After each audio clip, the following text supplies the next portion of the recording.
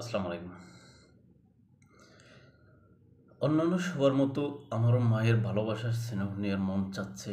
তবে দেশে আসতে আমারও মন চায়। তবে দেশে আসার বিষয়টা আমার একার সিদ্ধান্তের উপরে নির্ভর করে না। এই কথাটা আমার না। এই কথাটা বিএনপির ভারপ্রাপ্ত চেয়ারম্যান জনাব তারেক রহমানের। কেননা বিএনপির চেয়ারপারসন বেগম খালেদা জিয়া যখন অসুস্থ, মারাত্মক রকমের অসুস্থ, তার জীবন প্রায় কি বলে যে আপনার জীবন মৃত্যুর সন্ধিক্ষণে দাঁড়িয়ে সেই অবস্থায় তার এই মনের অভিব্যক্তি প্রকাশ করেছেন বিএনপির ভারপ্রাপ্ত চেয়ারম্যান জনাব তারেক রহমান। এই বিষয়ে আমরা আলোচনা করব। চলো শুরু করা যাক। আপনারা জানেন 2007 সালে 111 সরকারের আমলে এই বিএনপির ভারপ্রাপ্ত চেয়ারম্যান জনাব তারেক রহমানকে হাওয়া ভবন কাণ্ডের কারণে বা হাওয়া ভবনের মূল হোতা হিসেবে তাকে গ্রেপ্তার করা হয়। তার বিরুদ্ধে অনেকগুলো মামলা ছিল। এই মামলাগুলা তিনি দেশে থেকে কিছুটা যতটুকু সম্ভব ফেস করতে পেরেছেন, কিন্তু তার অবস্থা এরকম হয়েছিল দেশের ভিতরে থাকার সময় তিনি যখন সেনা সমর্থিত তত্ত্বাবধায়ক সরকারের আমলে বা সেনাবাহিনীকে বা যৌথ বাহিনী যখন তাকে গ্রেপ্তার করে নিয়ে গিয়েছিলেন, তখন তার অবস্থা খুবই খুবই মারাত্মক ছিল, যেটা আসলে আমরা এখানে বাসায় বর্ণনা করতে পারবো না। কেননা এখানে অনেক বিধিনিষেধ থাকে, বিষয়গুলো আপনারা সবাই ভালো করে জানেন। এখন তারেক রহমানের বলা হচ্ছে যে মেরুদণ্ডের হাড় নাকি তখন ভেঙে ফেলা হয়েছিল, এরকম কথাও বলা হয়েছে। আর তখন ইন্ডিয়ান এক্সপ্রেসের এক বরাতে বলা হয়েছিল তারেক রহমান এটা তাদেরকে বলেছেন যে তাকে 24 ঘন্টার ভিতরে 18 ঘন্টায় চোখ এবং হাত পা বেঁধে রাখা হতো, তাকে ওয়ালের সাথে বা আপনার উল্টো করে ঝুলিয়ে রাখা হতো, এরকম কথাও তখন প্রচলিত ছিল। যাই হোক, আসলে এর সত্যতা আমাদের কাছে নাই, আমরা জানি না। তবে তারেক রহমান তখন মারাত্মক অসুস্থ হয়ে গিয়েছিলেন, সেটা আমরা তখনকার যে সমস্ত নিউজ মিডিয়ার ফুটেজ ওগুলো দেখলে বুঝতে পারি। কেননা তারেক রহমানকে কিন্তু স্বাভাবিকভাবেই কিন্তু জেলখানায় নেওয়া হয়েছিল। পরবর্তীতে তারেক রহমানের স্বাস্থ্যের অবনতি ক্রমান্বয়ে অবনতির দিকে যাচ্ছিল স্বাস্থ্য। পরবর্তীতে তাকে যখন কোর্টে হাজির করা হতো, তখন তাকে হুইল চেয়ারে করে হাজির করা হতো। এরপর কিছুদিন পরে তার ছোট ভাই এবং তার মা বেগম খালেদা জিয়া এদেরকেও গ্রেপ্তার করা হয়। তখন এই যে বিএনপির তৎকালীন আইনমন্ত্রী, অর্থাৎ এই যে 5 সাল থেকে 5 সাল পর্যন্ত যে বিএনপির আইনমন্ত্রী ছিল বা বিএনপির সাবেক আইনমন্ত্রী ব্যারিস্টার মওদুদ আহমেদ, তিনি তার কারাগারে কেমন ছিলাম বইতে যেটা উল্লেখ করেছেন, তিনি সেখানে যে বিষয়টা উল্লেখ করতে চেষ্টা করেছেন যে বেগম খালেদা জিয়া এই জেনারেলদের সাথে বা তৎকালীন সরকারের সাথে যে আলোচনা করছে, সে আলোচনার বিষয়টা ছিল এরকম যে তার ছেলেদেরকে যদি বিদেশে যেতে দেওয়া হয়, চিকিৎসা করতে যাতে দেয়া হয়, এরকম যে কোনো চুক্তি করেছেন। এবং কেউ কেউ এটাও বলে থাকেন যে তারেক রহমান হয়তো বা বাংলাদেশে আর রাজনীতি করবেন না, এরকম কোনো মুচলেকা দিয়েও যেতে পারে না। এখন এইগুলো আসলে বিতর্কিত বিষয়, এগুলো অসমর্থিত সূত্রের খবরাখবর বা বিশ্লেষণ থেকেও আমরা বলতেছি।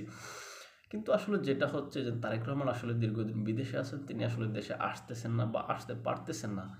এখন আওয়ামী লীগ সরকার ক্ষমতা থাকা অবস্থায় আমরা সাধারণ যারা পাবলিক বা ম্যাঙ্গো পাবলিক যারা ছিলাম, আমরা মনে করতাম যে তারেক রহমানকে আওয়ামী লীগ সরকার আসতে দিচ্ছে না, আওয়ামী লীগ সরকারের কারণেই তো তারেক রহমান আসতেছে না।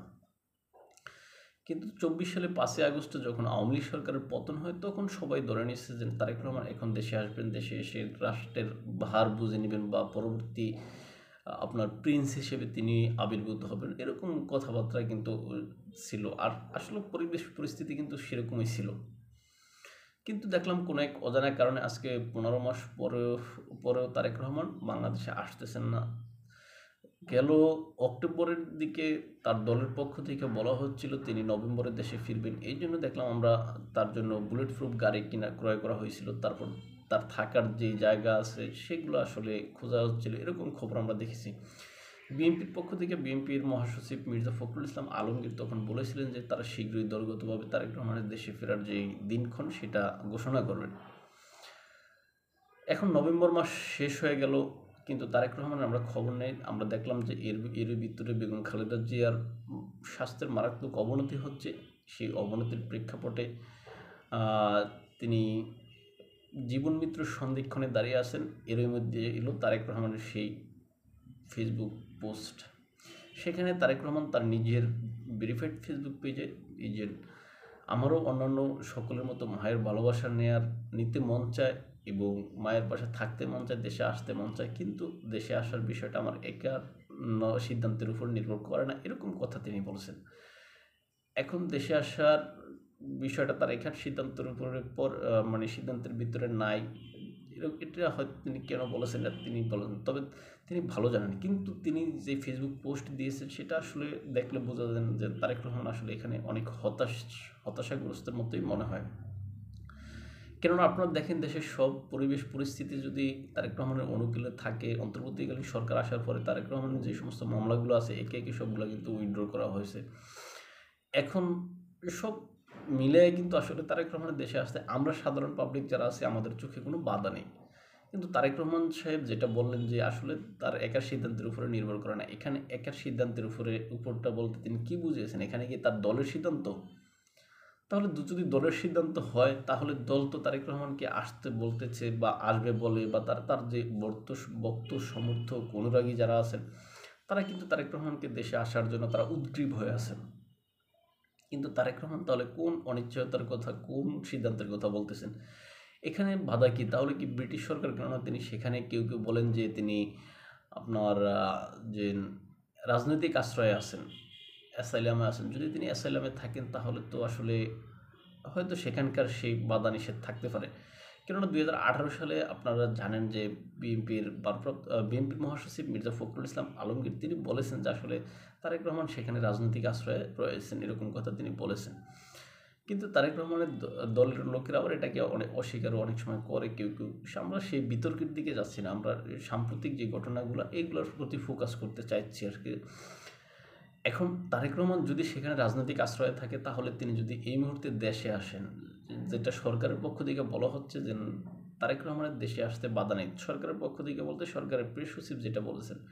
আবার পররাষ্ট্র উপদেষ্টা তৌহিদ হোসেন যেটা বলেছেন যে তারেক রহমানকে দেশে আসার জন্য 1 বাই পাসপোর্ট দেওয়া হবে, এরকম কথাও তিনি বলেছেন।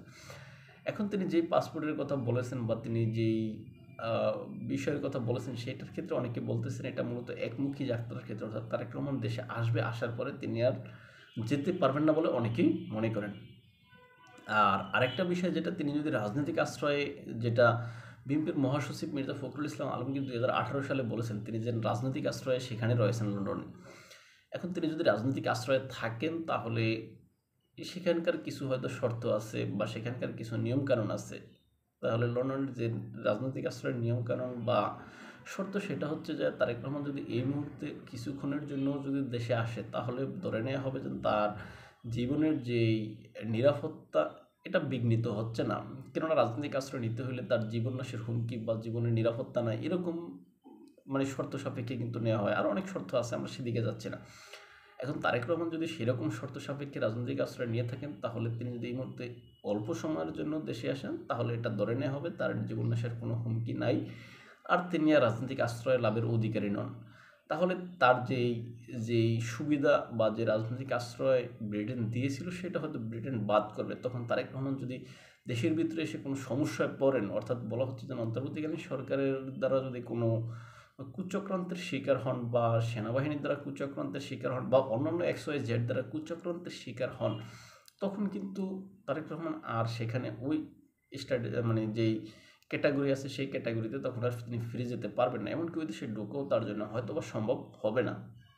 এখন তিনি কি সেই জন্য আসতে চান না, নাকি আমাদের সরকারের পক্ষে অন্তর্বর্তী সরকারের পক্ষ থেকে ব্যাপক ধরনের বাধা আছে, চাপ আছে বা হুমকি আছে, নাকি আসলে কোন আপনার অদৃশ্য চাপের কারণে তারেক রহমান আসতে পারতেছেন না, সেটা আমরা জানি না এবং তারেক রহমান নিজেও সেটা ক্লিয়ার করেননি। নাকি আন্তর্জাতিকভাবে যে সমস্ত খেলাগুলো চলতেছে বাংলাদেশকে নিয়ে নাকি সেই খেলার কারণে তারেক রহমান বাংলাদেশে আসতে পারতেছেন না। বিশেষ করে আমরা দেখেছি সাম্প্রতিক সময়ে সাবেক প্রধানমন্ত্রী শেখ হাসিনার ছেলে সজীব ওয়াজেদ জয় তিনি যে সাক্ষাৎকার দিয়েছিলেন বিবিসি বাংলার সাথে, সেই সাক্ষাৎকারে তিনি বলেছেন যে আসলে প্রধান দুই দলের যে রাজনৈতিক নেতা বা রাজনৈতিক নেতৃত্ব পরিবর্তন করাই বর্তমান যে চক্র আছে তাদের লক্ষ্য। এখন যদি সেটা হয় তাহলে তো যদি সজীব ওয়াজেদ জয়ের কথাটা যদি সত্য হিসাবে ধরে নেই, তাহলে সেক্ষেত্রে তারেক রহমানের আশঙ্কা যে এটা দুটোটা আসলে কিন্তু একই জায়গায় মিলে যায়। এখন অন্তর্বর্তীকালীন সরকারের প্রধান ডক্টর মোহাম্মদ ইউনূস তিনি তো আসলে নিজেকে সবসময় বিশ্ব খেলোয়াড় হিসেবে বলেন বা বিশ্ব খেলোয়াড় হিসেবে দাবি করেন। এখন বিশ্ব খেলোয়াড় হিসেবে দাবি করার কারণে এখন তিনি কি আসলে কলকাঠির নার্সের কিনা অনেকে সেই সন্দেহ করতেছেন। এখন যেটাই হোক না কেন, তারেক রহমান এই মুহূর্তে যদি তার মায়ের পাশে আসলে দেশের জনগণ, দেশের মানুষ হয়তো তাকে আরও ভালো হিসেবে নিত। তবে এই ক্ষেত্রে কেউ কেউ মনে করেন যে তারেক রহমানের এই মুহূর্তে দেশে আসার দরকার নাই। বিশেষ করে সাংবাদিক তাসনিম খলিল, তিনি আপনার প্রবাসী সাংবাদিক তাসনিম খলিল তিনি ফেসবুকে লিখেছেন যে আসলে মায়ের প্রতি দায়িত্ব পালন করার চেয়ে যেটা হচ্ছে কি আপনার দেশ ও জনগণের প্রতি দায়িত্ব পালনটা অনেক বড় হিসেবে তিনি দেখেন। তাই এই মুহূর্তে তারেক রহমানের দেশে আসার দরকার নাই হিসেবে তিনি মনে করেন। এখন আমাদের মতো সাধারণ পাবলিক বা সাধারণ যে সমস্ত আমজনতা আছি, আমরা তো আসলে চাচ্ছি যে মায়ের এই সংকটাপূর্ণ মুহূর্তে তারেক রহমান দেশে থাকুক, দেশে আসুক, এটা চাই। এখন তারেক রহমান যদি এই মুহূর্তে আসতে না পারেন বা এই মুহূর্তে না আসেন, তাহলে যেন তিনি আগামী ফেব্রুয়ারির নির্বাচনের সময় বা নির্বাচনের আগে দেশে যেন আসার তার পরিস্থিতি তৈরি হবে, এটা আসলে মনে করার কোনো কারণ আছে বলে আমি মনে করি না। তাই দলগতভাবে বিএনপি আসলে কী সিদ্ধান্ত নেবে, তাদের যে ভারপ্রাপ্ত চেয়ারম্যান জনাব তারেক রহমানকে কি এই মুহূর্তে দেশে আসার অনুমতি দিবে বা আনবে, নাকি এই যেই জুজুর ভয় বলেন বা যেইটা একটা অদৃশ্য একটা ভয় তারেক রহমানকে যে দেশে আসতে দিচ্ছে না, নাকি সেটার কাছে হার মেনে তারেক রহমান দেশে আসবেন না, এখন সেটাই দেখার বিষয়। তবে বেগম খালেদা জিয়া মারাত্মক অসুস্থ, এটা আমরা চাই তিনিও সুস্থ হয়ে ফিরে আসুন। কেননা বাংলাদেশে বর্তমানে এই দুইটা দল বর্তমানে রাজনৈতিক সংকটে রাজনৈতিক নেতৃত্ব সংকটে ভুগতেছে বলে আমি মনে করি। কেননা আপনারা দেখেন আওয়ামী লীগের অবশ্যই ভুল ত্রুটি থাকতে পারে। আওয়ামী লীগ তার কার্যক্রমের কারণে হোক, যে কোনো কারণে হোক, আওয়ামী লীগ বর্তমানে নিষিদ্ধ অবস্থায় আছে। আওয়ামী লীগের কার্যক্রম নিষিদ্ধ অবস্থায় আছে। আওয়ামী লীগের প্রধান নেতা নেত্রী তারা দেশের বাহিরে আছে, তাই সেই দলটা একদম নেতৃত্ব শূন্য হিসাবে আছে। আরেকদিকে প্রধান রাজনৈতিক দল বিএনপি হিসেবে বিএনপির চেয়ারপারসন বেগম খালেদা জিয়া মারাত্মক অসুস্থ, ভারপ্রাপ্ত চেয়ারম্যান তারেক রহমান দেশের বাহিরে। এখন সব মিলে সেই দলটা আসলে নেতৃত্ব শীর্ষ পর্যায়ের নেতৃত্ব শূন্য কোয়ালিটিতে আছে। সুতরাং এই দুইটা দলকে অনেক আগে থেকেই কিন্তু একটা মহল নেতৃত্ব শূন্য করতে চাইতো বা নেতৃত্ব পরিবর্তন করতে চাইতো বা দল দুটাকে শেষ করে দেওয়ার চিন্তা ভাবনা করতো। এখন সেই পক্ষটা যদি ভালো করে সফল হয় বা সক্রিয় হয়, তাহলে দেশের জন্য আসলে মঙ্গল হবে না বলে আমি মনে করি। তাই ভালো থাকবেন সবাই। দেখো অন্য কোনো ভিডিওতে অন্য কোনো বিষয়ে আমার আলোচনা হয়তো ভুল ত্রুটি থাকতে পারে, তবে সেই ভুল ত্রুটিগুলো হয়তো নিছক সাধারণভাবেই হয়ে থাকতে পারে, মনের অগোচরে হয়ে থাকতে পারে, সেটা ক্ষমা সুন্দর দৃষ্টিতে দেখবেন। আর আমাদেরকে যদি আপনারা ফলো করতে চান ইউটিউব এবং ফেসবুকে স্বপ্নচারীর কথা নামে, ইনস্টাগ্রাম ও টিকটকে এনায়েত হোসেন নামে। আসসালামু আলাইকুম।